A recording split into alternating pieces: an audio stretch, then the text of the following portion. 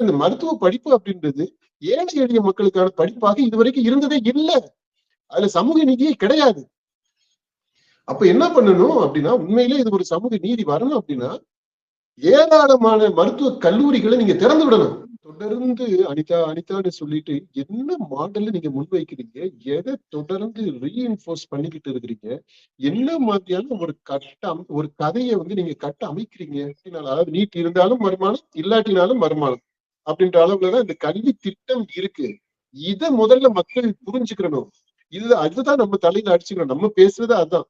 அது நீட்ன்றது பிரச்சனை இல்லை. இந்த நீட் மூலமாக வரக்கூடிய இந்த மருத்துவ கல்வி மட்டும்தான் ஒரே கல்வி அப்படின்ற அந்த எண்ணத்தை மாத்தணும். அதனால அவர் மனசு திறந்து மனசுல இருக்கிறத சொல்லிட்டாருனாலே போதுங்க. மக்கள்கிட்ட அவ்வளவு இம்பாக்ட் இருக்கும். நிச்சயமா சொல்றேன், அது வந்து it will create a great impact. அந்த உலகத்துக்குள்ள இப்ப இந்த நீட்டை பத்தி நீட்டினுடைய பர்வியூல வர்றாங்க இல்லையா, அவங்க யாருமே இல்ல, அங்க போறது இல்ல. ஏன்னா அதை பத்தி இந்த ஆளுங்க பேசவே மாட்டேன்றாங்க. நம்ம மக்களுக்கு அதை பத்தி எடுத்து சொல்ல மாட்டேன்றாங்க. அமைச்சர் பேசுனது என்ன அர்த்தத்துல இந்த உதாரணத்தை சொன்னாரு. இப்போ பிளம்பரா படிக்கலாம், எலக்ட்ரீஷியனா படிக்கலாம் அப்படின்னு சொல்றாரு இல்லையா, இத பொது வெளியில சொன்னாருல்ல, இத அவர் வீட்டுல அவர் பிள்ளைகளுக்கு சொல்லுவாரா? எம்பிபிஎஸ் படிக்கிறதுனா படிக்கலாம், நான் மாடு மேய்க்கிறதுனா மேய்க்கலாம் அப்படின்னு வரும். அப்படிப்பட்ட ஒரு நிலைய நோக்கி இந்த அரசு பயணிக்கணும்.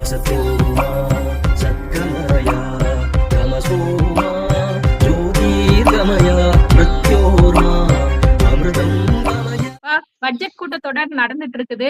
ஒவ்வொரு தீர்மானங்களா நிறைவேற்றிட்டு வராங்க. முதல்ல வந்து தமிழ்த்தாய் வாழ்த்தை வந்து முதலில் பாட வேண்டும் அப்படிங்கிற தீர்மானம் நிறைவேற்றப்பட்டது. அது தொடர்பா நம்ம விரிவா வந்து பேசியிருக்கிறோம்ப்பா. அடுத்து வந்து இந்த நீட்டுக்கு எதிரான தீர்மானம் கொண்டு வரப்பட்டிருக்கு. அப்புறம் வந்து தொகுதி மறுவரையறை, 33% இடஒதுக்கீடு, பெண்களுக்கான இடஒதுக்கீடு, அப்புறம் வந்து FCRI அந்த சட்ட திருத்த மசோதா, இது மாதிரி ஒவ்வொரு தீர்மானங்களும் கொண்டு வந்துட்டு இருக்காங்கப்பா. அப்ப நம்ம ஒவ்வொரு தீர்மானங்களை பத்தி வந்து பேசிடலாம்ப்பா. அதுல இருக்கக்கூடிய சாதகங்கள் என்ன, பாதகங்கள் என்ன என்பது குறித்து. இப்ப முதல்ல வந்துட்டு நம்ம ஏற்கனவே தமிழ்த்தாய் வாழ்த்து தொடர்பா பேசினதுனால அடுத்த கட்டமா வந்து இந்த நீட், அதுதான் இப்ப வந்து ரொம்ப முக்கியமான பிரச்சனையா பேசப்பட்டு இருக்குது. அதனால நீட் பிரச்சனையை வந்து எடுத்துக்கலாம்ப்பா. சரி, இந்த நீட்டு ரொம்ப முக்கியமான பிரச்சனையா அப்படின்னு சொன்னீங்க.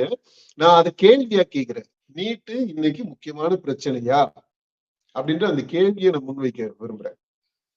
பிரச்சனையாக முக்கியமான பிரச்சனையாக எடுத்துக்கொண்டு அரசியல் பண்ணிட்டு இருக்கிறாங்க. ஆமா, நல்லா கரெக்டா சொல்றீங்க. இது வந்து முக்கியமான பிரச்சனையா அப்படின்னு கேள்வி கேட்க வேண்டியது கட்டத்துல நீட் மாறி போயிடுச்சு, காலாவதி ஆகி போயிடுச்சு. ஆனா இதை வச்சுக்கிட்டு அழகா சொன்னீங்க பாத்தீங்களா, அரசியல் பண்றாங்க அவங்க. இதுதான் யதார்த்தம்ப்பா. இந்த நீட்டுன்ற விஷயம் இருக்குது இல்லையா, மக்களை பொறுத்த மட்டும் நம்ம ஏற்கனவே தொடர்ந்து அது சமீப காலங்கள்ல நம்ம பார்த்த களத்துல இருந்து பெற்ற தரவுகளுடைய அடிப்படையில தான் நம்ம பேசி இருக்கிறோம். இந்த நீட் அப்படின்றத மக்கள் கடந்து போயிட்டாங்க. அது நீட் இல்லாம இருந்தா ஓகேங்க, ஆனா நீட் இப்ப இருக்கு. ஆனா நீட் இருக்கு, அதுல எங்க பிள்ளைங்க இது மாதிரி இதை கடந்து வந்து எம்பிபிஎஸ் படிக்கணும் அப்படின்னா அதுக்கு என்ன செய்யணுமோ அதை நாங்க செஞ்சுக்கிறோம் அப்படின்ற மனநிலைக்கு போய் பல நாள் ஆயிடுச்சு, வருஷங்கள் ஆயிடுச்சு. மக்கள் அவங்க வந்து அவங்க வசதிக்கு ஏற்றது மாதிரி கோச்சிங் போகணும்னா கோச்சிங் போறாங்க, இல்ல படிக்கும் போதே +2 படிக்கும் போதே அதுல அதாவது அந்த கோச்சிங் கொடுக்கறதையும் சேர்த்து இன்டகிரேட் பண்ணிருக்கிறாங்க பல பள்ளிகள்ல. இந்த சிபிஎஸ்இ ஸ்கூல்ஸ், நிறைய ஸ்கூல்ஸ்ல இப்போ அந்த ஸ்கூலை ப்ரமோட் பண்றதுக்கு என்ன பண்றாங்க தெரியுமா, எங்க பள்ளியில நீங்க உங்க பிள்ளைய சேர்த்தா இந்த நீட் கோச்சிங்கும் சேர்த்தே நாங்க கொடுத்துருவோம், நீங்க தனியா போய் அந்த கோச்சிங் சென்டர்ஸுக்கு போக தேவையில்லை அப்படின்றத முக்கியமான யூஎஸ்பி, யூனிக் செல்லிங் ப்ராபோசிஷனாவே முன்வைக்கிறாங்க, பள்ளிக்கூடத்தை ப்ரமோட் பண்றாங்க அட்மிஷனுக்கு. ஸோ இந்த அளவுக்கு வந்துருச்சு இப்போ. அதாவது அந்த பெற்றோர்கள் அவங்க அப்புறம் இந்த மருத்துவம் படிக்கணும்னு ஆசைப்படக்கூடிய அந்த மாணவர்கள் +2 லெவல்லயே அதுக்கான என்ன ஸ்டெப் எடுக்கணுமோ அதை எடுக்கிறாங்க. இந்த பெற்றோர்கள் எடுக்க ஆரம்பிச்சிட்டாங்க. இந்த பிள்ளைங்களும் அதுக்கு ஆர்வமுள்ள பிள்ளைங்க அதுக்கு சொல்றதுக்கு கேட்டு அதுக்கு ஏற்றது மாதிரி அவங்கள தயார் பண்ணிக்கிறாங்க. அந்த அளவுக்கு இப்ப இங்க வந்துருச்சு. இப்படிப்பட்ட ஒரு சூழ்நிலையில திரும்பவும் நாங்க நீட்டை ஒழிக்கிறோம்னு எதுக்குப்பா இவங்க அரசியல் இப்படி பண்றாங்கன்னே தெரியல. இதுக்கு முன்னாடியும் இந்த நீட்டை ஒழிக்கிறோம்னு தீர்மானத்தை போட்டாங்க.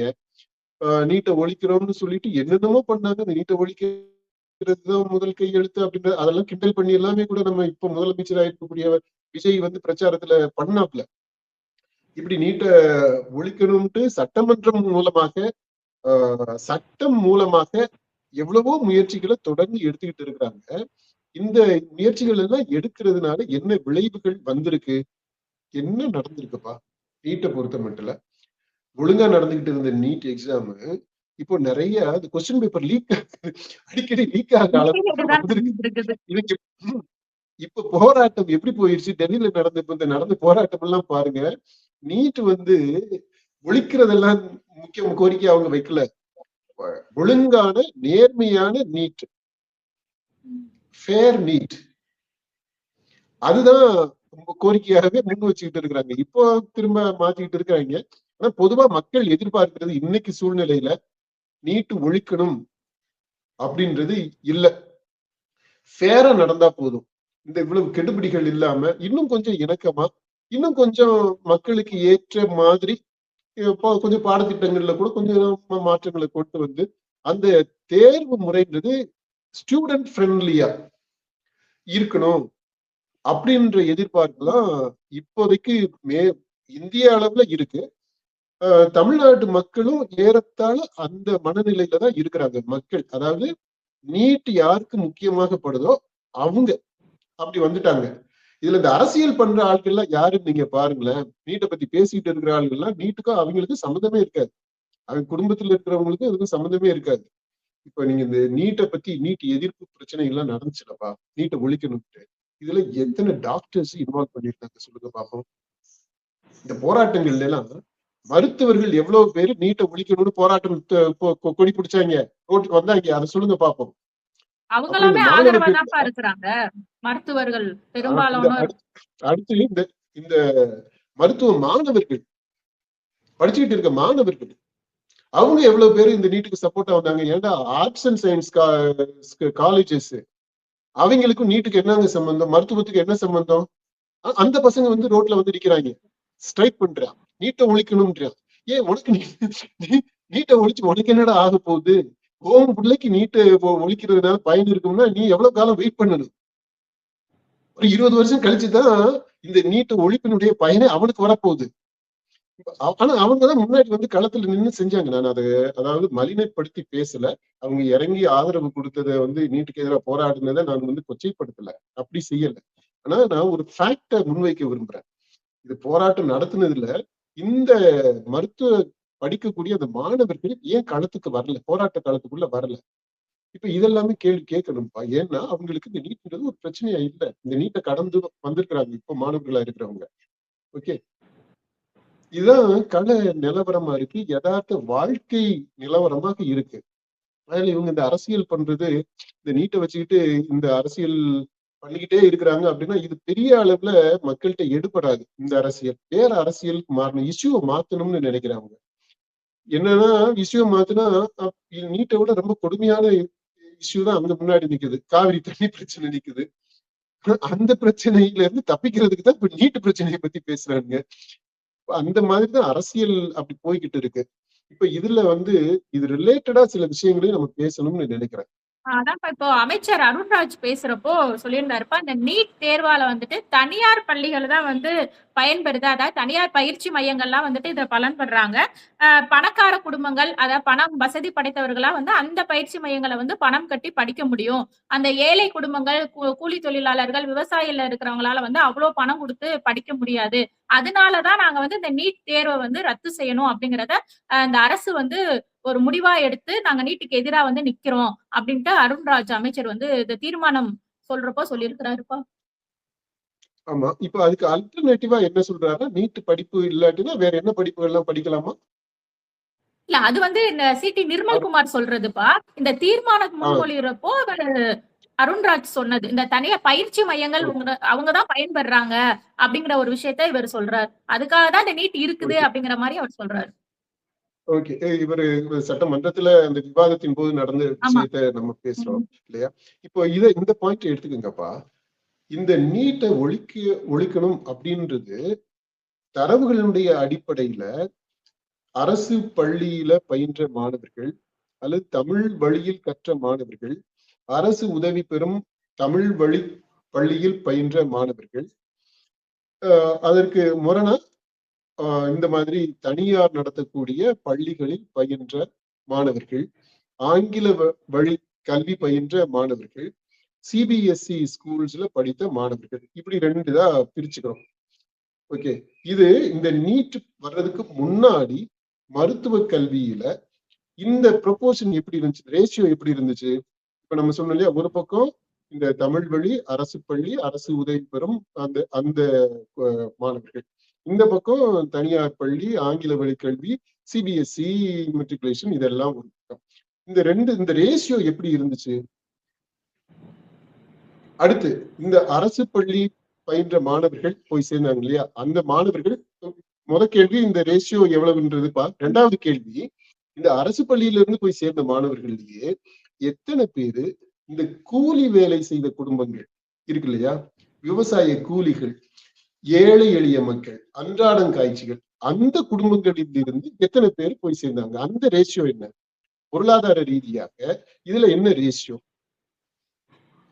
எத்தனை பேரு இருக்கிறதுல கொஞ்சம் வசதியான, அந்த அனிதா சொல்றாங்களே, அனிதா மாதிரியான கொஞ்சம் வசதியான அல்லது வசதியானவர்கள் சப்போர்ட் பண்ணக்கூடிய, ஸ்பான்சர் பண்ணக்கூடிய பின்புலத்தில் இருக்கிறவங்க, இன்னொரு பக்கம் யாருமே இல்லாத ஆனா அறிவுள்ள, திறமை உள்ள பிள்ளைங்கள் இருக்கக்கூடிய, ஆனா பொருளாதார ரீதியாக கடைநிலையில் இருக்கக்கூடிய குடும்பங்கள், அந்த பிள்ளைங்க. இந்த ரேஷியோ என்ன?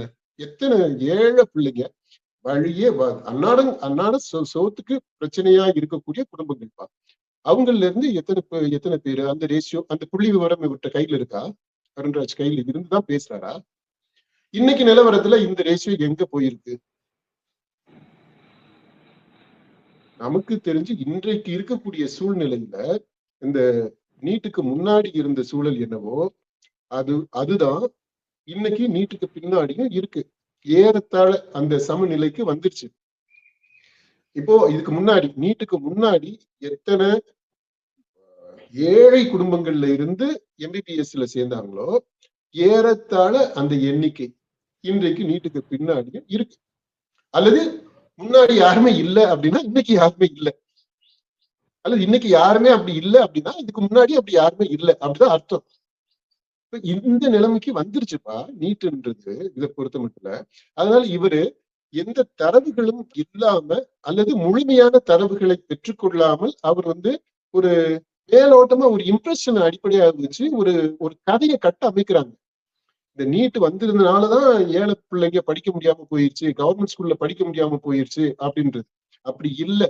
அந்த கதை அப்படி இல்லை. ஏன்னா இந்த மருத்துவ படிப்புன்றது என்னைக்கு ஏழைகளுடைய படிப்பாக இருந்திருக்கு சொல்லுங்க பாப்போம். என்னைக்கு ஏழை வீட்டு பிள்ளைங்க, நடுத்தர வீட்டு பிள்ளைங்க, அது கூட எடுத்துக்கங்களேன், கீழ் நடுத்தர வீட்டு பிள்ளைங்க, எத்தனை கிராமத்துல இருக்கக்கூடிய பிள்ளைங்களுடைய அவங்களுக்கான ஒரு படிப்பாக இந்த மருத்துவம் இருந்திருக்கு. டாக்டரோட வீட்டு பிள்ளைங்க டாக்டர் ஆகும், பெரிய பணக்கார வீட்டு பிள்ளைங்க டாக்டர் ஆகும். ஒரு கிராமம் எடுத்துக்கிட்டீங்கன்னா அந்த கிராமத்திலே பணக்காரரா யார் இருந்தாங்களோ அவங்க வீட்டு பிள்ளைதான் டாக்டர் ஆயிருக்கு. இது வரைக்கும் அப்படிதான் ஆயிருக்கு, அதேதான் தொடர்ந்துகிட்டு இருக்கு. அதனால இந்த மருத்துவ படிப்பு அப்படின்றது ஏழை எளிய மக்களுக்கான படிப்பாக இதுவரைக்கும் இருந்ததே இல்லை. அதுல சமூக நீதியே கிடையாது. அப்ப என்ன பண்ணணும் அப்படின்னா, உண்மையிலே இது ஒரு சமூக நீதி வரணும் அப்படின்னா ஏராளமான மருத்துவ கல்லூரிகளை நீங்க திறந்து விடணும். ஆர்ட்ஸ் அண்ட் சயின்ஸ் காலேஜஸ் மாதிரி, என்ஜினியரிங் காலேஜஸ் மாதிரி நீங்க எண்ணிக்கையை அதிகமாக்கணும். உடனே என்ன பண்ணுவாங்க இவங்க, இந்த கம்பு சுத்த வந்துடுவாங்க அப்படின்னா தரம் என்ன ஆகும், டாக்டர்கள் எப்படி இருப்பாங்க, இது உயிர் பிரச்சனை, அந்த பிரச்சனை, இந்த பிரச்சனை அப்படின்னு பேச வருவானுங்க. எல்லாமே உயிர் பிரச்சனைங்க, வாழ்வு பிரச்சனை தான், வாழ்வாதார பிரச்சனை தான். நீங்க ஒரு டாக்டர் நல்லா இல்லாட்டினா அந்த டாக்டர் போக மாட்டீங்க, இன்னொரு டாக்டர்கிட்ட போவீங்க, அவ்வளவுதான். அடுத்து இப்படி நிறைய டாக்டர்ஸ்கள் இருக்கும்போது ஒரு போட்டி போட்டுக்கிட்டு அவங்க தகுதியை மேம்படுத்திக்கிறதுக்கான சூழலும் இருக்கும். என்னுடைய சாதக பாதக அம்சங்கள்ல நிறைய இருக்கு. இப்ப நான் சொல்றேன், அதாவது இதற்கான அணுகுமுறைகள் எப்படி எல்லாம் பார்க்கணும்ன்றதை நான் சொல்றேன். அதுல இந்த மருத்துவ படிப்பு என்பது ஏழை எளிய பின்னணியில் இருக்கக்கூடியவர்களுக்கான படிப்பாக இதுவரைக்கும் இருந்ததில்லை.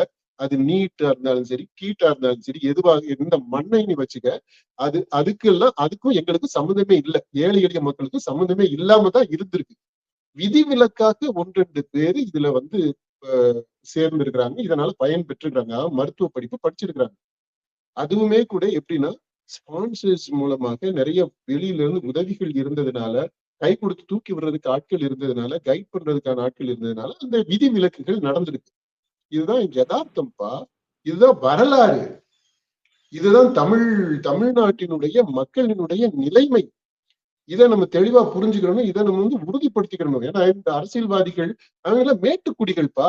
அவங்க பார்வையே வேறையாக இருக்குப்பா. கிராஸ் ரூட்ல என்ன நடக்குது அப்படின்ற அந்த விஷயமே எதுவுமே தெரியலப்பா. அவங்க புறாமே இந்த நடுத்தர மக்களுடைய மைண்ட் செட்டை உயர் நடுத்தரம் அந்த இது அப்ப மிடில் கிளாஸ் அவங்களுடைய மைண்ட் செட்டை பிரதிபலிக்கக்கூடிய விதத்துலதான் இருக்காங்க. இதை நம்ம இன்னொரு காணொலியில் கூட டீட்டெயிலா பேசியிருக்கோம். எப்படி இந்த அரசு அணுகுமுறையே இந்த மக்களுக்கான அணுகுமுறையில அவங்களுடைய பார்வையில தான் பாக்குது. ஏழை எளிய மக்களுடைய பார்வையில இருந்து பாக்குறதே கிடையாது. ஏழைகளுக்கான நலத்திட்டத்தையே ஏழைகளுடைய பார்வையில பாக்குறது கிடையாது. இதுதான் இந்த அரசியலுடைய இந்த ஐடியாலஜிக்கல் பொசிஷனிங்காக இருக்கு, பெர்ஸ்பெக்டிவாக இருக்கு. ஓகே, அந்த விதத்துலதான் இவர் பேசினதை நம்ம விமர்சன பார்வையில தான் நம்ம பார்க்கணும். இது ஒரு பாயிண்ட் தான். ரெண்டாவது என்ன சொல்றாரு, இந்த கோச்சிங் இதை பத்தி பேசுறாரு. இப்போ இந்த நீட்டு எதிர்ப்புன்றதே நம்ம அதை ஒரு விரிவான இந்த கல்வி திட்டம், அந்த கல்வி முறை இன்னைக்கு இருக்குது இல்லையா, அந்த பார்வையில பார்க்கணும். அதாவது இன்னைக்கு வரைக்குமே தனியார்கள் வசம் உள்ள பள்ளிகளுடைய எண்ணிக்கை அதிகமாகிக்கிட்டே போகுது.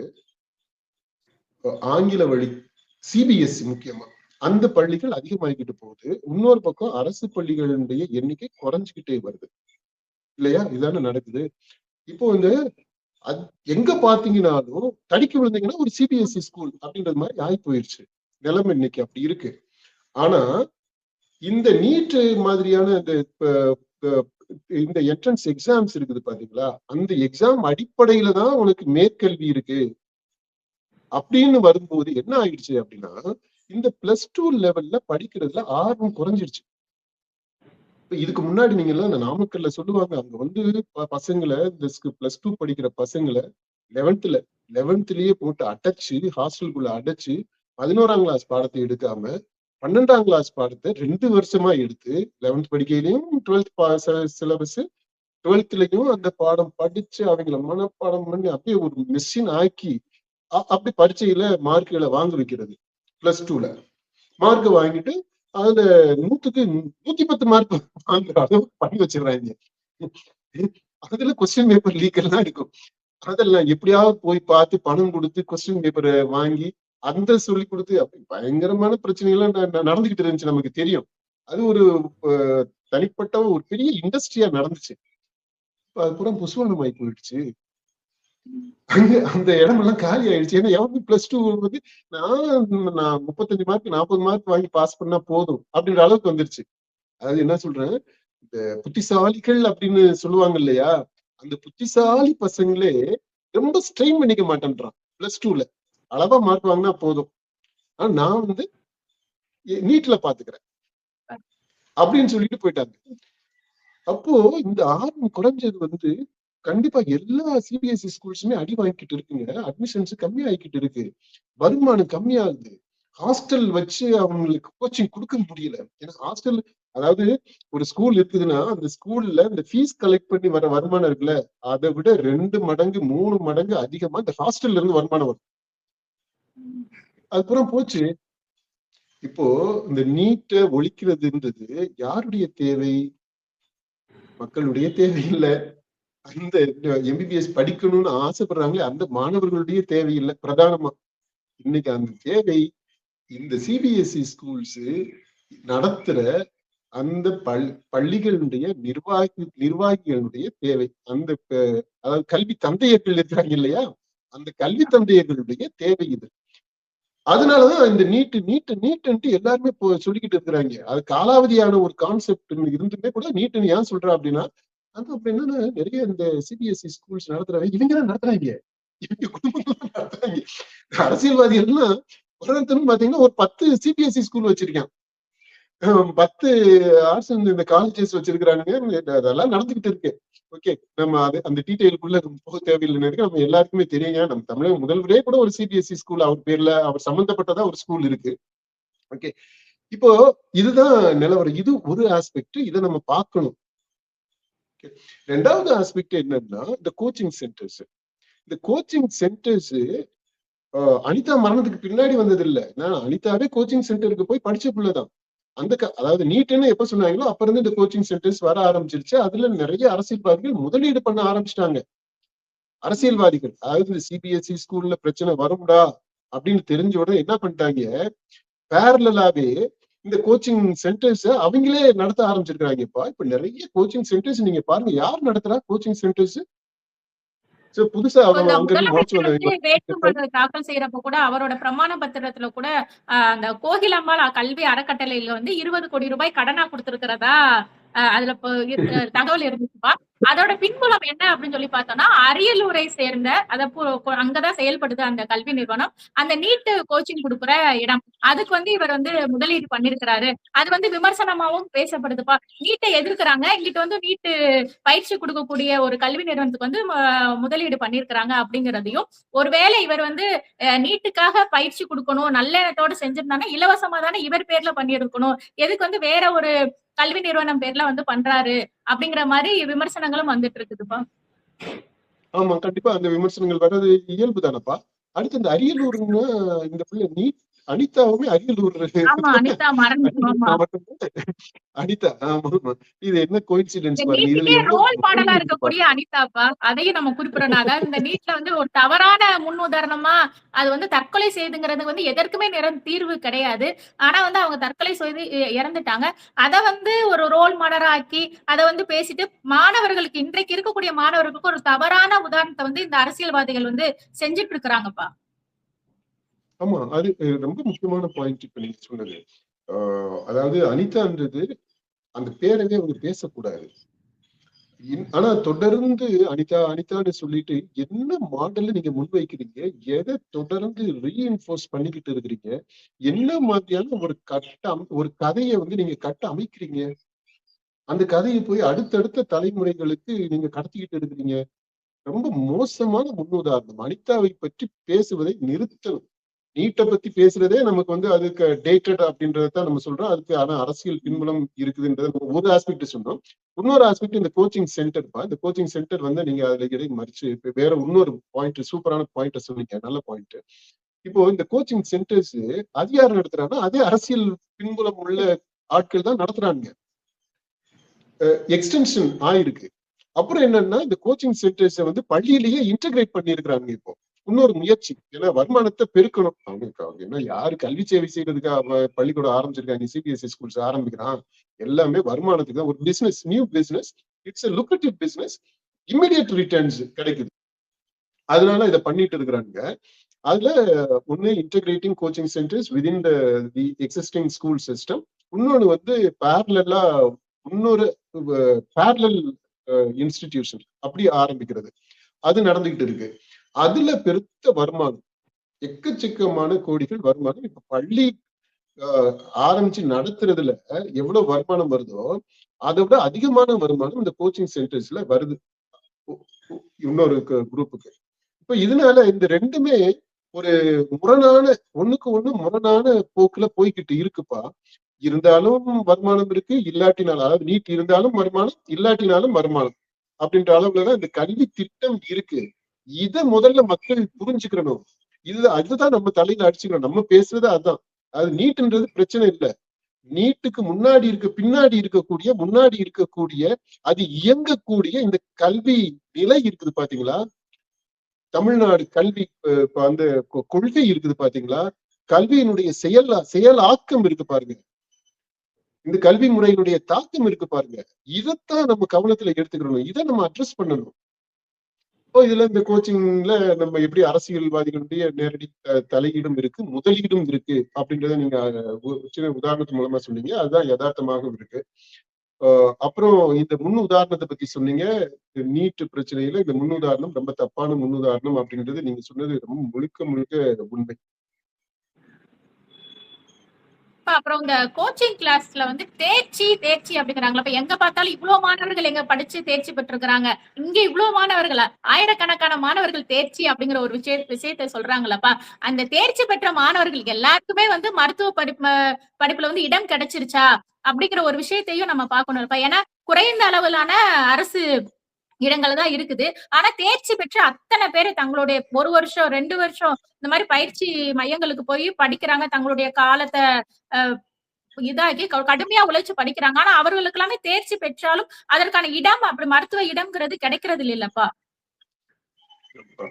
அது ரொம்ப கரெக்டான பாயிண்ட், சூப்பரான பாயிண்ட். இதுவுமே மக்கள் இன்னும் சரியா புரிஞ்சுக்கல. அது புரிஞ்சுக்கிறதுனாலும் பெருசா ஒண்ணும் ஆக போறது இல்லை. ஏன்னா யாருக்கு புரியணுமோ அவங்களுக்கு புரிஞ்சிருக்கு.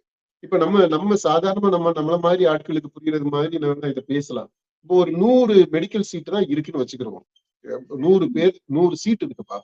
இந்த 100 சீட்ல பாதி அரசு கிட்ட இருக்கு, பாதி தனியார்ட்ட இருக்கு. அதாவது அந்த காலேஜ் நடத்துறவங்க பொறுப்புல இருக்கு. அவங்க யார் பண்ணாலும் அட்மிஷன் கொடுக்கலாம். பாதி அரசு கொடுக்கும். அந்த அரசு என்ன கொடுக்குறதுன்னா, இந்த மெரிட் லிஸ்ட் படி யார் முதல் 50 இடங்கள்ல இருக்கிறாங்களோ அந்த 50 பேருக்கு இந்த சீட்டை கொடுக்கும்பா. மீதி 50 சீட்டு இவங்க அந்த பள்ளி அந்த கல்லூரி நிர்வாகத்துக்கிட்ட இருக்குது பாத்தீங்களா, அந்த 50 சீட்டு அங்கதான் பாயிண்டே வருது. இந்த நீட் என்ன பண்றாங்க, நீட் எக்ஸாம் நடத்துறாங்கல்ல, இந்த நீட் எக்ஸாம்ல என்ன பண்ணிடுறாங்க அப்படின்னா, இப்ப 100 சீட்டு தானே இங்க இருக்கு. அந்த 100 பேரை மட்டும் பாஸ் பண்றது கிடையாது, 300 பேரை பாஸ் பண்ணி விடுறாங்க. அதாவது நீட் இப்ப எழுதும் போது, நீட் எழுதுற ஆட்கள்ல 300 பேரு நீட்ல தேர்ச்சி பெற்றுருவாங்க. ஆனா இருக்கிற சீட் எவ்வளவு? 100. அந்த 100ல 50 மெரிட் லிஸ்ட்ல போயிடும். ஃபர்ஸ்ட் இப்ப 300 பேர்ல அந்த ஆர்டர்ல எடுத்துக்கங்க, ஃபர்ஸ்ட் 50 பேர் இருக்காங்க இல்லையா, அந்த 50 பேருக்கு இந்த அரசு தொகுப்புல இருக்கக்கூடிய அந்த 50 சீட்டு கிடைச்சிடும். மீதி 250 பேர் இருக்காங்க. இந்த 250 பேர்ல இங்க இருக்கிற சீட் எப்படி தனியார் வசம் இருக்கிறது? 50 சீட்டு. இந்த 50 சீட்டுக்கு 250 பேர் போட்டி போடுவாங்க. அப்ப என்ன ஆகும்? அடுத்து அந்த மேனேஜ்மெண்ட்ல இருக்கிறவங்க இருக்கிற இல்லையா, அந்த நிர்வாகம் இந்த 250 பேர்ல ரேங்க் ஆர்டர் எல்லாம் பார்க்க தேவையில்லை. 51ல இருந்து 100 வரைக்கும் இருக்கிற ஆளுக்கு சீட்டு கொடுப்பான், அப்படி கிடையாது. அப்படி ஒரு நிர்பந்தம் அவங்களுக்கு இல்லை. அவங்க இந்த நீட் பாஸ் பண்ண இந்த 250 பேர் மிச்சம் இருக்கிறாங்க இல்லையா, இந்த 250 பேர்ல யாருக்கு வேணாலும் கொடுக்கலாம் அப்படின்றதுதான் இந்த சட்டம். இப்ப இந்த 250 பேர்ல அப்ப யாருக்கு சீட்டு கிடைக்கும்? 50 சீட்டு தான் இருக்குதுன்னா, யார் அதிகமா பணம் கொடுக்குறானோ அவங்களுக்கு கிடைக்கும். யார் அந்த பள்ளி நிர்வாகத்துக்கு சொந்தக்காரங்களா இருக்கிறாங்களோ அவங்களுக்கு கிடைக்கும். யார் அந்த பள்ளியில பங்குதாரரா இருக்கிறாங்களோ அவங்களுக்கு கிடைக்கும். அதுல அவங்க குடும்பத்தை சேர்ந்தவங்களுக்கு கிடைக்கும், அவங்க சொந்தக்காரவங்களுக்கு கிடைக்கும், அதிகமா பணம் கொடுக்குறவங்களுக்கு கிடைக்கும், அரசியல் ரீதியாக அவங்களுக்கு அனுசரணையா இருக்கக்கூடியவங்களுக்கு கிடைக்கும். அப்படித்தான் போகும். அப்ப அந்த 250 பேர்ல இந்த 50 பேர் அப்படி போயிடுவான். அதுல 51வது வந்திருக்கான் பாத்தியா, அந்த பையனுக்கு சீட் கிடைக்கணும்னு அவசியம் கிடையாது, கிடைக்காம போயிடும். 300வது இடத்துல இருக்கிறாங்க இல்லையா, அவங்களுக்கு சீட்டு கிடைக்கும். அது நீங்க கேள்வி கேட்க முடியாது. அதுதான் இந்த சட்டம், இந்த சட்டத்தினுடைய பயன்பாடு அப்படித்தான் இருக்கு, நடைமுறை செயலாக்கம் அப்படி இருக்கு. இப்போ இதுல அந்த 50 பேர் போக 200 பேர் மிச்சம் இருக்காங்க இல்லையா, அந்த 200 பேருமே நீட்டு தகுதி பெற்றவர்கள், நீட்டு பரீட்சை எழுதி பாஸ் ஆனவங்க 200 பேரு. அவங்களுக்கு சீட்டே கிடையாதுங்க. அது சீட்டே இல்ல, அவங்க படிக்கிறதுக்கு இடமே இல்ல. பாஸ் பண்ணி அப்படின்னா யூஸ் வேஸ்ட். அப்ப என்ன பண்ணுவாங்க? அப்ப என்ன காலத்தை முடிக்கிறாங்களா, சீட்டும் கிடைக்காம அவங்களுடைய அந்த 3 வருஷம் ஒரு டிகிரியை முடிச்சிருக்கலாம், அதுவும் முடங்கிடுது. அடுத்த கட்டமா திருப்பி பழைய மாதிரி வேற ஏதாச்சும் டிகிரி படிக்கக்கூடிய ஒரு சூழ்நிலைக்கு அவங்க தள்ளப்படுறாங்க. இந்த மாதிரிப்பா, அதாவது இந்த அரசியல்வாதிகள் போலி வாக்குறுதிகள் கொடுத்து, அதாவது இந்த நீட்டுக்கு எதிராக கொண்டு வந்துருவோம்னு சொல்லிட்டு போலியான வாக்குறுதிகள் கொடுத்து மாணவர்களுடைய காலத்தையும் வாழ்க்கையும் வீணாக்குறாங்க அப்படிங்கிற மாதிரி தானே எடுத்துக்கிற மாதிரி இருக்குது. அது ஒரு பார்வைப்பா, அதுல நான் உடன்படுறேன். ஆனா அது மட்டுமே முழுமையான பார்வை இல்லை. இப்ப நீட்டை சொல்லி நீட்டை ஒழிச்சுட்டாக்கு இந்த பிரச்சனை தீந்துருமா அப்படின்னா, அதாவது நீட்டினுடைய செயல்பாடு என்னன்றதை நம்ம இப்ப சொல்லியிருக்கிறோம்ப்பா. நீட்டு பாஸ் பண்ணாலுமே கூட, நீட்டுல தகுதி பெற்றாலுமே கூட உனக்கு மருத்துவ படிப்புக்கான இடம் கிடைக்கும் அப்படின்ற உத்தரவாதம் கிடையாது அப்படின்னு அதான் சொல்லி புரிஞ்சுக்கிறோம் நம்ம. அதாவது இந்த அரசு கைவசம் இருக்கக்கூடிய அந்த இடங்கள் இருக்கு இல்லையா, நம்ம உதாரணத்துல 50 சொல்லிடுறோம். அந்த 50க்குள்ள டாப் 50 50க்குள்ள வந்தா மட்டும்தான் அவங்களுக்கு இந்த அரசு தொகுப்புல இடம் கிடைக்கும். அதுக்குதான் இந்த கோச்சிங்ல என்ன பண்றாங்கன்னா அந்த ஃபர்ஸ்ட் 50க்குள்ள வரணும் அப்படின்றதுக்கு தான் ட்ரைனிங் கொடுக்குறாங்க. அதுல ஏமாந்துதான் இந்த சேனல் நம்மள கொஞ்சம் வசதி கொஞ்சம் வசதி இருக்கக்கூடிய ஆட்கள் அவங்க பிள்ளைகளை அனுப்பி விட்டு இந்த போட்டியில இது பண்றாங்க. இதுதான் நிலவரம். அதுக்கு நீங்க சொல்றீங்க இந்த நீட்டை பத்தி மாத்திருவோம் எல்லாம் பேசாதீங்க, மக்களை திசை திருப்பாதீங்க அப்படின்னு சொல்றீங்க. அதை ஏத்துக்கிறாங்க. ரெண்டாவது என்னன்னா மக்களுக்கு இந்த நீட்டு மூலமாக வரக்கூடிய இந்த மருத்துவ கல்வி மட்டும்தான் ஒரே கல்வி அப்படின்ற அந்த எண்ணத்தை மாத்தணும். இப்போ இந்த நீட் அனிதா அனிதா அனிதா அனிதா நீட்டு நீட்டு நீட்டு நீட்டு அப்படின்ட்டு கூவி கூவி விக்கிறாங்க இல்ல. இப்ப அதனாலே மக்களுக்கு என்னன்னா நம்ம எல்லாருமே எம்பிபிஎஸ் படிச்சாதான் வாழ்க்கை போல, நம்ம பிள்ளைக்கு அதுதான் எதிர்காலம் போல, இல்லாட்டினா நம்ம வந்து மோசமா போயிடும், எதிர்காலம் இதா போயிடும், சூனியமா போயிடும், அது பிள்ளைகளால வாழவே முடியாது அப்படின்றது மாதிரியான ஒரு எண்ணத்தை அப்படியே திணிச்சுக்கிட்டு இருக்கிறாங்க. இதுலதான் விஜய் அவர் முதல்வர் ஆகுறதுக்கு முன்னாடி ஒரு ஸ்டாண்ட வெளிப்படுத்தினார் தெரியுமா? அதை நான் ஏற்கனவே சொல்லியிருக்கிறேன். அது திரும்பவும் நான் அவருக்கு நினைவுபடுத்த விரும்புறேன். அதை அவரு சொல்லணும். அதுதான் அவருடைய மனசுல இருக்கக்கூடிய உண்மையான நிலைப்பாடுப்பா. அப்படிதான் நான் புரிஞ்சுக்கிறேன். முதல்வர் விஜய் மனசுக்குள்ள என்ன நினைக்கிறாருன்னா, இந்த நீட்டு மட்டும் பெரிய விஷயம் கிடையாதுங்க, மருத்துவ படிப்பு மட்டும் ஒரு பெரிய படிப்பு கிடையாது, இதை விட சூப்பரான படிப்புகள்லாம் இருக்கு. அதனால நம்ம மாணவர்களுடைய அடுத்த இந்த இளம் தலைமுறையினுடைய கனவுகளை சுருக்கி விட வேண்டாம். அது இன்னும் எவ்வளவு விரிந்து பறந்த உலகமா இருக்கு, நிறைய படிப்புகள் இருக்கு, அந்த படிப்புகளையும் நம்ம வந்து மாணவர்களுக்கு எடுத்து சொல்லணும் அப்படின்னு அந்த பாயிண்ட சொன்னாரு பாத்தீங்களா? அதை மக்கள்கிட்ட கொண்டு போய் சேர்க்கணும். அப்படி மக்கள்கிட்ட அது விரைவாக போய் சேரணும் அப்படின்னா அது முதல்வர் விஜய் அவருடைய வாயில இருந்து இந்த இதெல்லாம் வரணும். இதனால அவரு வந்து நீட்டை ஒழிக்கிறதுல தோல்வி அடைஞ்சிட்டாரு அப்படின்னு எல்லாம் கிடையாது. நீட்டு போராட்டம் போறதா போய்கிட்டு இருக்கட்டும், அந்த அரசியல் நடக்கட்டும். ஆனா அதை தாண்டி மக்களுக்கு அவர் சொல்ல இந்த மாதிரியான செய்தியை கொண்டு போய் சேர்க்க வேண்டியதும் அரசினுடைய கடமை, முதல்வருடைய கடமை. முதல்வர் அதுல கன்வின்ஸ் ஆகிதான் இருக்கிறாரு அப்படின்றது நம்ம எல்லாருக்குமே தெரியுது. அதனால அவர் மனசு திறந்து மனசுல இருக்கிறத சொல்லிட்டாருனாலே போதுங்க, மக்கள்கிட்ட அவ்வளவு இம்பாக்ட் இருக்கும். நிச்சயமா சொல்றேன், அது வந்து it will create a great impact. இது அடுத்ததுங்க. அதே மாதிரிதான்ப்பா இப்போ முதலமைச்சர் சொன்னாருன்னு சொன்னீங்களா, அதான் முதல்வர் ஆகிறதுக்கு முன்னாடி இந்த விஷயத்த விஜய் வந்து சொல்லியிருக்கிறாரு. இப்போ அமைச்சர் சி.டி. நிர்மல்குமார் வந்து ஒரு நிகழ்ச்சியில பேசுறப்போ முன்னாடி இந்த இன்னொரு பாயிண்ட் நான் சொல்லிடுறேன்ப்பா. இந்த இதுல இன்னைக்கு அரசு பார்க்க வேண்டியது ரொம்ப முக்கியமானது என்னன்னா, அது தொடர்ந்து அந்த ஃப்ளோல வந்துச்சு, அதனால அந்த பாயிண்ட மட்டும் சொல்லிடுறேன். இன்னைக்கு இருக்கக்கூடிய இந்த அரசு பள்ளிகளுடைய நிலைமை இருக்குது இல்லையா, அதை சீர் பண்ண வேண்டியது கட்டாயம் ரொம்ப. இப்போ நீட்டே இல்லைன்னு வச்சுக்கோங்க, நீட் இல்லாம போயிடுச்சுன்னா போட்டி போட்டுட்டு இந்த கவர்மெண்ட் ஸ்கூல் பசங்க சீட்டு வாங்கிடுவாங்களா? வாங்க மாட்டாங்கல்ல. வாங்கிட முடியுமா? இன்னைக்கு இருக்க நிலவரத்துல நீங்க ஸ்டேட் ரேங்க் எடுத்துக்கோங்க, தமிழ்நாடு முழுக்க ஒட்டுமொத்தமா நீங்க எடுத்துக்கணும். கேட்டகரியா பிரிச்சு கவர்மெண்ட் ஸ்கூல்ல இப்படி, தமிழ் மீடியத்துல இப்படி, இங்கிலீஷ் மீடியம் மெட்ரிகுலேஷன்ல இப்படி, சிபிஎஸ்இல இப்படி, அப்படி பிரிக்காம ஒட்டுமொத்தமா மாணவர்களுடைய பாப்புலேஷன்ல அந்த ரேங்க் ஆர்டர் நீங்க பாருங்க. அதுல எத்தனை பேரு டாப் லிஸ்ட்ல அரசு பள்ளி மாணவர்கள் இருப்பாங்க? அப்போ அந்த எண்ணிக்கை குறைவாக இருக்கிறதுக்கு காரணம் என்ன அப்படின்னா, சிபிஎஸ்இ ஸ்கூலோட போட்டி போடக்கூடிய அளவுல நம்ம அரசு பள்ளிகள் இல்ல. ஏன்னா அதுக்கு நிறைய காரணங்கள் இருக்கு. இன்ஃப்ராஸ்ட்ரக்சர் மட்டும் இல்ல, அந்த ஆசிரியர்களுடைய ஆட்டிடியூட் ரொம்ப முக்கியம். அதையும் நம்ம சொல்லி இருக்கிறோம். அப்போ இதெல்லாமே சேர்ந்து வருது. இப்போ அதுல கவனத்தை செலுத்த வேண்டியது இருக்குது. பாடத்திட்டம் ரிவைஸ் பண்ணணும், அது ஒண்ணு இருக்கு. அடுத்து ஆட்டிடியூடினல் சேஞ்ச், அது ரொம்ப முக்கியமா தேவைப்படுது. அப்புறம் இன்ஃப்ராஸ்ட்ரக்சர், அதுவும் தேவைப்படுது. இப்ப இதுல கவனம் செலுத்தின அரசு நீட்டை பத்தி பேசாம இரு, அது ஒரு பக்கம் போகட்டும். ஆனா கவனம் செலுத்த வேண்டியது இதுதான் நீட்டு ஒரு லாங் டேர்ம்ல எதிர்கொள்வதற்கு ஒரு அடிப்படையான விஷயமாக இருக்கும். அடுத்து இன்னும் ஒரு பாயிண்ட் மட்டும் சேர்த்து சொல்லிடுறோம்ப்பா. இப்போ நம்ம இந்த மெடிக்கல்னு சொல்றோம், அது இல்லாம வேற ஆப்ஷன்ஸ் நிறைய இருக்குன்றதையும் நம்ம இருக்குன்றத முதல்வர் சொல்லணும்ன்றத சொன்னோம். இப்ப மக்களுக்கு இதன் மூலமா நம்ம ஒரு பாயிண்ட சொல்றோம், அது ஏற்கனவே காணொலியில சொல்லி இருக்கிறோம். இந்த மெடிக்கல் இருக்கு இல்லையா, இந்த நீட் எக்ஸாம் மூலமாக கிடைக்கக்கூடியது, இதுக்கு இணையான அளவுல மத்திய அரசினுடைய நிறுவனங்கள்ல படிக்கிறதுக்கான வாய்ப்புகள் இருக்கு. உதாரணத்துக்கு ஒண்ணு ஐஐடி. இந்த ஐஐடிலையும் +2 முடிச்சுட்டு நீங்க அந்த பொது தேர்வு இருக்கு இல்லையா, அந்த நீட் மாதிரி எக்ஸாம், அந்த ஐஐடியில போறதுக்கு ஒரு எக்ஸாம் அந்த மத்திய அரசு நடத்துது.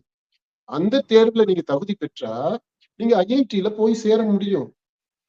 அங்க படிச்சு நீங்க விஞ்ஞானி ஆக முடியும். ஏன் மருத்துவரா தான் ஆகணுமா? அங்க ஐஐடியில பாருங்க நீங்க அந்த அதனுடைய கம்போசிஷன் என்னவாக இருக்கு அப்படின்றத நீங்க ஸ்டடி பண்ணீங்கன்னா பயங்கர அதிர்ச்சி தரக்கூடியதாக இருக்குங்க இந்த ஐஐடி பினாமினன் அப்படின்றது. சரி, அது வேற ஒரு சந்தர்ப்பத்துல அதை பற்றி புள்ளி விவரங்களோட விரிவாக பேசலாம். சில பேர் பேசி இருக்கிறாங்க இந்த ஐஐடியில யாரு போக முடியுது, யாரு போயிருக்கிறா, அங்க போய் படிச்சவங்க எல்லாம் எவ்வளவு தூரம் முன்னேற்றம், எங்கெங்கெல்லாம் போயிருக்கிறாங்க, உச்சங்களை தொட்டிருக்கிறாங்க, எந்தெந்த நாடுகள்ல எல்லாம் இந்த ஐஐடி முடிச்சவங்க இருக்கிறாங்க அப்படின்ற விஷயங்கள். Amazing, that is a wonderful world. அந்த உலகத்துக்குள்ள இப்ப இந்த நீட்டை பத்தி நீட்டினுடைய பர்வியூல வர்றாங்க இல்லையா, அவங்க யாருமே இல்ல, அங்க போறது இல்ல. ஏன்னா அதை பத்தி இந்த ஆளுங்க பேசவே மாட்டேன்றாங்க. நம்ம மக்களுக்கு அதை பத்தி எடுத்து சொல்ல மாட்டேன்றாங்க. அப்படிப்பட்ட ஒரு படிப்பு இருக்கு, அப்படிப்பட்ட ஒரு அறிவு உலகம் இருக்கு, அப்படிப்பட்ட ஒரு திறன் மிகு உலகம் இருக்கு. அங்க போயிட்டா மிகப்பெரிய எதிர்காலத்திற்கான திறப்பாக அது அமைஞ்சிருக்குது அப்படின்றது யாருமே பேசுறது இல்லைங்க. ஆனா இதுக்கு இணையாக அங்க இருக்கு மத்திய அரசு நடத்துற நிறுவனங்கள்ல. இத சொல்ல நினைச்சு இப்ப நம்ம அடுத்த பாயிண்ட்க்கு போயிடலாம் சார். அந்த விஜய் வந்து ஒரு நிகழ்வுல பேசினாரு அப்படிங்கிற ஒரு விஷயத்த சொன்னீங்களப்பா. அதே மாதிரி இப்ப சிடி நிர்மல்குமாரும் நீட் மட்டும்தான் படிப்புல ஏதோ ஒரு மாணவி வந்து நீட்டுக்காக இது மாதிரி நான் பயிற்சி எடுத்துட்டு இருக்கிறேன், என்னால சீட்டு கிடைக்கல அப்படின்னு சொல்றப்போ நீங்க வந்து நீட் மருத்துவம் மட்டும் படிப்பு கிடையாது, வழக்கறிஞருக்கு படிங்கன்னு சொல்லிட்டு அந்த மாணவிக்கு சொல்லிட்டேன். ஆனா அதே மாதிரிதான் வந்து நீட் மருத்துவம் மட்டும் படிப்பு கிடையாது, கார்பெண்டர், பிளம்பர் இது மாதிரி வேலைக்கெல்லாம் வந்து நிறைய வாய்ப்புகள் இருக்குது, மாணவர்கள் வந்து அதற்கு முக்கியத்துவம் கொடுத்து படிக்கணும் அப்படிங்கிற விஷயத்த வந்து நிர்மல்குமார் சொல்லியிருந்தாருப்பா. அது 2 விதமான விமர்சனங்களும் உள்ளாக்குது. அதாவது அவர் தவறான கண்ணோட்டத்துல சொல்லல, இது மாதிரி தொழில் வாய்ப்புகள் இருக்கிறனால அதை படிங்க அப்படிங்கிற ஒரு விஷயத்த சொன்னாரோ அப்படின்ட்டு. குலத்தொழில் வந்து இவர் ஆதரிக்கிறாரா, இவங்க இந்த வேலை செய்யறவங்களுடைய பிள்ளைங்கன்னா இந்த வேலைதான் செய்யணும் அப்படிங்கிறதுக்காக குலத்தொழிலுக்கான திட்டமா அப்படிங்கிற விமர்சனங்களும் இருக்குதுப்பா. இந்த விமர்சனம் ரொம்ப சரியான விமர்சனமா தான் நான் பாக்குறேன்ப்பா. ஏன்னா அவர் பேசுனது அது கேட்ட உடனே எனக்குலாம் பயங்கரமான கோபம் தான் வந்துச்சு. என்ன மாதிரியான உதாரணங்களை சொல்றீங்க அப்படின்ட்டு. அதாவது நான் முதல்லயே ஒரு டிஸ்கிளைமர் சொல்லிடுறேன்.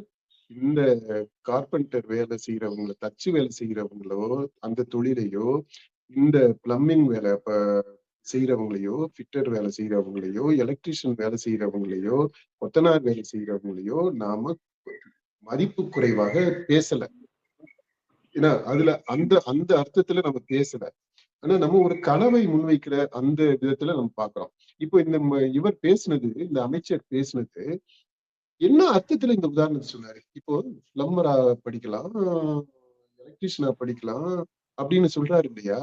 இத பொது வெளியில சொன்னார்ல, இத அவர் வீட்டுல அவர் பிள்ளைகளுக்கு சொல்லுவாரா? டே, நீ என்னடா படிக்கணும்ன்ற, பேசாம போய் பிளம்பரா பண்றா, ஓ ஐடிஐல போய் சேர்ந்து இந்த இதை படி, கார் மெக்கானிக் நீ படி அப்படின்னு சொல்லுவாரா? அவர் பிள்ளைக்கு சொல்லுவாரா? பிள்ளைங்கள்லாம் பெரிய இடத்துல படிக்கிற பிள்ளைங்களா இதை படிக்க சொல்லுவாரா? இல்ல நீட்டுக்கு இல்லப்பா, அவங்க பிள்ளை வந்து நீட்டுக்கு ரெடி ஆகல அப்படின்றதுனால எம்பிபிஎஸ் சீட்டு கிடைக்காது அப்படின்றதுனால, அதுல அல்லது அவர் பிள்ளைக்கு அதுல ஆர்வம் இல்லை அப்படின்றதுனால இந்த மாதிரி நீ வந்து அதெல்லாம் எதுக்கு போய் நீ படிச்சுட்டு இருக்க, எதுக்கு இன்ஜினியர் ஆகணுன்ற, பேசாம நீ வந்து இந்த இதை படிச்சுக்க, வயர்மேன் வேலைக்கு நீ போய் படி, ஐடிஐல போய் படி, பாலிடெக்னிக்ல படி அப்படின்னு சொல்லுவாரா?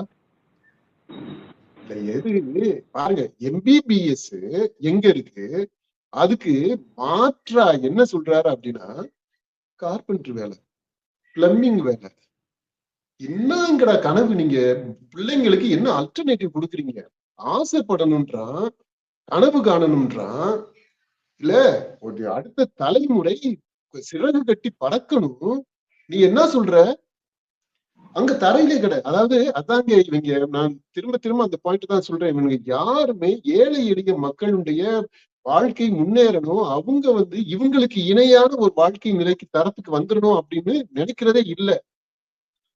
அந்த எண்ணமே இவங்களுக்கு கிடையாது. ஏழையா இருக்கட்டும், அவன் நிலையில கொஞ்சம் வசதியா இருந்துக்கிறட்டும். அது ஏழை வந்து நடுத்தர வர்க்கத்துக்கு வந்துடக்கூடாது, ஏழையா இருக்கணும். ஆனா அந்த ஏழையா இருக்கிற அந்த வட்டத்துக்குள்ள கொஞ்சம் வசதியா இருந்துக்கிறது. அது மாதிரி நடுத்தர வர்க்கத்துல இருக்கிறவங்களும் அவங்க வந்து உயர் நடுத்தர வர்க்கத்துக்கு போயிடக்கூடாது, அங்கனுக்குள்ள அப்படியே பாத்துக்கிறணும் அப்படின்றது. அதுல கூட இப்போ அதை தாண்டி இந்த நம்ம அரசினுடைய தமிழ்நாடு அரசு ரொம்ப ரிகரஸா செயல்படுத்திட்டு வரக்கூடிய அந்த இடஒதுக்கீடு திட்டம், அந்த மாதிரி இதனால அந்த அந்த மாதிரி மாறிடுச்சு. ஓரளவுக்கு மாறிடுச்சு. அதாவது கீழ் நடுத்தர வர்க்கம், நடுத்தர வர்க்கம், உயர் நடுத்தர வர்க்கம் அப்படின்ற அந்த டிஸ்டிங்ஷன் எல்லாம் கொஞ்சம் ஓரளவுக்கு போயிடுச்சு. ஆனா அந்த கீழே இருக்கிறாங்க இல்லையா, ஏழை எளிய மக்கள், அவங்க இன்னமுமே அந்த சூழ்நிலையே தான் கடந்து உழந்துகிட்டு இருக்கிறது மாதிரி இருக்கு. அதுல இருந்து மீண்டு வர முடியல. இப்ப அதை உறுதி செய்யறது மாதிரிதான் இந்த அமைச்சர் பேசுனதுமே இருக்கு. நீ அவனுக்குள்ளேயே கடங்குடா, அதுதான் உங்களுக்கு லாய்க்கு அப்படின்ற அந்த மாதிரி தான் இருக்கு. அதுல இருந்து மீண்டு வரணும் அப்படின்னா என்ன பண்ண முடியும்? அதுக்கு இந்த அரசு என்ன உத்தரவாதம் இருக்கு? இந்த முன்னோரு அமைச்சர் பேசுனதை பற்றி நம்ம விரிவா பேசணும் இல்லையா? அது ஏழை மாணவர்கள் நீட் இருக்கிறதுனால படிக்க முடியல அப்படின்ட்டு. நீட் இல்லையா, இங்க சாதாரண படிப்பே படிக்க முடியல எங்க பிள்ளைங்க. அப்படி படிக்கணும்னு ஆசைப்பட்டீங்கன்னா ஏற்கனவே இருக்கக்கூடிய கவர்மெண்ட் நடத்தக்கூடிய ஆர்ட்ஸ் அண்ட் சயின்ஸ் காலேஜ்ல போய் படிக்கிறதுன்றதே எங்களுக்கு பிரச்சனையா இருக்குது. அதுக்கு வசதி இல்லை. அப்படிப்பட்ட ஒரு நிலையில தான் இருக்கு. இப்ப இந்த உலகம் இருக்குல்ல, இந்த ஏழை எளிய மக்களுடைய உலகம், அத சீரியஸா எடுத்துட்டு அவங்க பையன் செய்யக்கூடிய தொழில், அவங்க என்ன வேலை செய்யறாங்க, அதுக்கு ஒரு கௌரவத்தை கொடுக்கக்கூடியது மாதிரி இல்ல, எந்த இதுவும் இல்ல. ஓகே, இதுல ஃபர்ஸ்ட் பாயிண்ட் நான் சொல்லிடுறேன். இவரு சொன்னது ஏற்றுக்கொள்ளக்கூடியது கிடையாது. ஏன்னா இது அவருடைய மகனுக்கோ மகளுக்கோ அல்லது அவங்களுடைய அண்ணன் வீட்டு கூட பிறந்தவங்க வீட்டு பிள்ளைங்களுக்கோ முன்வைக்க விரும்பாத, முன்வைக்கிறதுக்கு தயாராக இல்லாத ஒரு பரிந்துரையை எங்களை மாதிரியான சாதாரண ஏழை எளிய மக்களுக்கு பரிந்துரைப்பதுன்றது அறவியல் ரீதியாக ரொம்ப ஒழுக்கக்கேடான ஒரு செயல். அது ஏற்றுக்கொள்ள முடியாது. அது கண்டிப்பாக வன்மையாக கண்டிக்க வேண்டியதுதான். அதை நம்ம செஞ்சிடறோம். ரெண்டாவது, இதனுடைய இன்னொரு அம்சத்தை நம்ம பார்க்கலாம். அதாவது இந்த குலத்தொழில் அப்படின்னு சொன்னாங்க இல்லையா, அது தொடர்பாக அது ஒட்டி நீங்க என்ன, உங்களுடைய பார்வை என்னவா இருக்கு? இவருடைய பேச்சு கேட்டோன்னே எனக்கு டக்குன்னு தோணுது என்னன்னா, இவர் இவ்வளவு சொல்றாரு, ஏன் விவசாயத்தை பத்தி பேச மாட்டேங்கிறாரு? டாக்டர் தான் படிக்கணுமா என்ன, விவசாயம் பண்ணுங்க, அதுல எவ்வளவு பெரிய ஒரு உன்னதமான தொழில் அப்படிங்கிற ஏன் பேசல அப்படிங்கறதாப்பா எனக்கு தோணுச்சு. ஏன் விவசாயத்தை ஒரு ஒரு தொழிலாவே மதிக்க மாட்டேங்கிறாங்கப்பா? கார்பெண்டர், தச்சர் இந்த மாதிரி அது குறைவா மதிப்பிடல. அதெல்லாம் சொல்றவங்க விவசாயம் அது ஒரு உயிர், நம்மளுடைய உயிரே அதுதான். அத பத்தி ஏன் இவங்க பேச மாட்டேங்கிறாங்கிறதா எனக்கு டக்குன்னு தோணுச்சுப்பா. அதான் பாருங்களேன், அந்த விவசாயத்தை பற்றி எப்படிப்பட்ட ஒரு கண்ணோட்டம் இருக்கு. விவசாயம் செய்ய இப்படி அவர் சொன்னாரு பாத்தீங்களா, அந்த டார்கெட் ஆடியன்ஸ் யார்கிட்ட அவர் பேசினாரு அப்படின்னா, எல்லாருமே இந்த விவசாயம் செய்யக்கூடியவங்க, விவசாய கூலிகளா இருக்கக்கூடியவங்க, அப்படி சாதாரண மக்கள்கிட்ட தான் இவர் இத பேசுறாரு. அவங்க வீட்டு பிள்ளைங்க கார்பெண்டர் ஆகலாம், பிளம்பர் ஆகலாம் அப்படின்னு சொல்றாரு. அவங்க வீட்டு பிள்ளைங்க விவசாயம் பண்ணலாம் அப்படின்னா அது கௌரவமான ஒரு தொழிலா ஆக்கணும்னா அது அரசு கையில இருக்கு. அரசு விவசாயம் செய்வதற்கு உரிய முக்கியத்துவம் கொடுத்து, இந்த விவசாயம் பண்றவங்க எல்லாருமே அரசு ஊழியர்கள் அப்படின்னு சொல்லி அவங்களுக்கு எல்லாருக்குமே மாத ஊதியம் வர்றது மாதிரி பண்ணி அதுக்கு உத்தரவாதம் கொடுத்து அப்படி செஞ்சிருந்தா இவன் இந்த பிரச்சனையே வராதுங்க. அன்எம்ப்ளாய்மெண்ட் அப்படின்ற ஒரு பிரச்சனையே வராது. இதைத்தான் இந்த சீமான் அவருடைய திட்டத்துல ரொம்ப தெளிவாக சொல்லி இருக்கிறார். அவருடைய கனவும் அதுவாக இருக்கு. இந்த நாம் தமிழர் கட்சியினுடைய அந்த கொள்கைகள் இருக்குது பாத்தீங்களா, ரொம்ப அற்புதமான கொள்கைகள்பா. சிலது ரொம்ப யூட்டோப்பியனா தெரியும், அதாவது கற்பனையாக தெரியலாம், கற்பனை உலகு அப்படின்றது மாதிரி தான் சொல்றாங்க. ஆனா நடைமுறைக்கு சாத்தியமான கனவுகள் தான் அது எல்லாமே. அதை நோக்கி தாவிக அரசு கொஞ்சம் நகரலாம்னு தான் நான் நினைக்கிறேன். ஆனா அதற்கான மைண்ட் செட்டு நீங்க நம்ம அந்த கூட இருக்கிற ஆட்களுக்கு யாருக்கும் இல்லை. விஜய் நினைச்சாலுமே அதை நடைமுறைப்படுத்துறது, அதை புரிஞ்சுக்கிறது, அதை செயல்படுத்துறதுன்றது கூட இருக்கிறவங்க யாரும் பெருசா இதை புரிஞ்சு உள்வாங்கி இருக்கிறது மாதிரி நமக்கு தெரியணும். அதனாலதான் அப்படிப்பட்ட ஒரு நிலை வந்தா இது பாமக கண்டிப்பாக உதவியாக இருப்பாங்க. ஏறத்தாழ இந்த மாதிரி கனவு இருக்குது பாத்தீங்களா, இது நாம் தமிழரும் இந்த பாமகவும் ரொம்ப ஒத்து போகக்கூடியதாக இருக்கும். இப்ப இதை விஜய் பயன்படுத்திக்கலாம் அப்படிதான் நினைக்கிறேன். அப்படி அவர்தானப்பா பயன்படுத்திக்கிட்டு விஜய் சொல்லியிருக்கிறாரு, நான் அடுத்த ஜென்மத்துல விவசாயியா பிறக்கணும் அப்படின்னு சொல்லிட்டு ஒரு இதா வச்சிருக்கிறப்ப, அப்போ வந்து இந்த சீமானுடைய அந்த சொன்ன விஷயங்களா எடுத்து பண்ணா விவசாயமும் பெருகும், வேலை வாய்ப்பு இல்லாத இது ஒழியும், பல நல்ல விஷயங்கள் நடக்கும்லப்பா. ஆமா. எல்லாமே இப்படி என்ன ஆகும்னா, அது ஒரு கௌரவம் இருக்கும்பா. ஒரு கௌரவம் வந்துருச்சு அப்படின்னா, அதோடு இந்த பொருளாதார ரீதியா அதாவது ஒருத்தன் வந்து இந்த எம்பிபிஎஸ் படிச்சு எம்பிபிஎஸ்க்கு இவ்வளவு டிமாண்ட் இருக்கு இல்லையா? ஏன்னா இந்த டாக்டர் தொழில் செய்யறதுல அவ்வளவு வருமானம் வருது.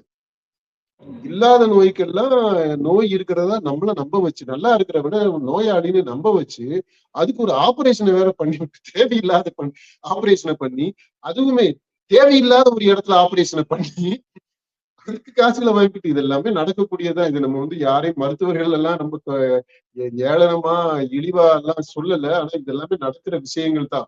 ஓகே. இப்ப இந்த மாதிரி இருக்கு இல்லையா? அதனால வந்து கொட்டுகின்ற பணம் அது இருக்கு இல்லையா? அதுதான் இந்த எம்பிபிஎஸ் மருத்துவம் அப்படின்னு சொல்லிட்டு இந்த இளம் தலைமுறையை அப்படியே அதை நோக்கி தள்ளி விடுறது மாதிரி இருக்குது. பெற்றோர்கள் செய்யற விஷயம் தள்ளி விடுறாங்க பிள்ளைகளுக்கு. ஏன்னா அதுல உத்தரவாதம் இருக்கு அப்படின்ட்டு. இப்போ இந்த மருத்துவம் செய்து வரக்கூடிய வருமானத்திற்கு நிகராக விவசாயத்திலையும் வருமானம் வரும். மாடு மேய்ப்பதுல வரும், மாட்டு பண்ணை வைப்பதுல வரும் அப்படின்னு ஆயிடுச்சுன்னா, இப்போ உங்களுக்கு கௌரவம்ன்றதும் ஆகி போயிடுச்சு. அடுத்தது என்ன ஆயிடுச்சுன்னா வருமானம்ன்றதும் ஆகி போயிடுச்சு. அப்போ ஆப்ஷன்ஸ் ஆர் வெரி கிளியர். இத்தனை ஆப்ஷன்ஸ் இருக்கு. ஏதாவது எம்பிபிஎஸ் படிக்கிறதுனா படிக்கலாம், நான் மாடு மேய்க்கிறதுனா மேய்க்கலாம் அப்படின்னு வரும். அப்படிப்பட்ட ஒரு நிலைய நோக்கி இந்த அரசு பயணிக்கணும். உடனடியாக வந்துடாது அது. நமக்கு தெரியும். அந்த டிரெக்ஷன்ல நம்ம போகலாம். இதை செய்யணும் அப்படின்னா அதுக்கு தமிழ்நாட்டு மக்களுக்கு ஒரு விஷன் இருக்குதுங்க. இந்த அமைச்சர் பேசுறாருல்ல, அவர்தான் ரொம்ப குறுகிய இது, ரொம்ப யூட்டிலிட்டேரியனா பிராக்டிக்கலா பாக்குறாரு. இன்னைக்கு அவங்க கஷ்டப்பட்டுட்டு இருக்கிறாங்க. அவங்க குடும்பத்துல இருந்து ஒருத்தர் வேலைக்கு போகணும். அந்த வேலைக்கு போறதுன்றது விவசாயம் சம்பந்தப்பட்ட வேலையா இருக்காது. ஏன்னா அதுல வந்து உத்தரவாதம் கிடையாது. அப்ப என்ன பண்ணணும், ஒரு பிளம்பரா போ, ஒரு கார்பெண்டரா போ அப்படின்னு அவர் பாக்குறாரு. ரொம்ப குறுகிய அளவுல பாக்குறாரு. அந்த அதாவது அவர் அப்படி பார்த்தது தப்பு அப்படின்னு கூட இப்போ இந்த பார்வையில பார்க்கும்போது சொல்ல முடியாது. அவருக்கு ரொம்ப குறுகிய அளவுல பாக்குறாரு. நம்ம அதை விமர்சனம் பண்றது எதுக்குன்னா, ஏப்பா உன் வீட்டு பிள்ளைக்கு இருக்கிற மாதிரி எங்க வீட்டு பிள்ளைகளுக்கும் அந்த கனவுலகத்தினுடைய வாயில திறந்து விடு, பெருசாக்கி விடு. அதுல முடிஞ்சவங்க நாங்களும் போறோம். உன்னால முடிஞ்சா, உங்க அரசுனால முடிஞ்சுன்னா அது கொஞ்சம் கை கொடுத்து விடு, கை தூக்கி விடுங்க உள்ள நாங்க போறதுக்கு அப்படின்றதான் நம்ம சொல்றோம்.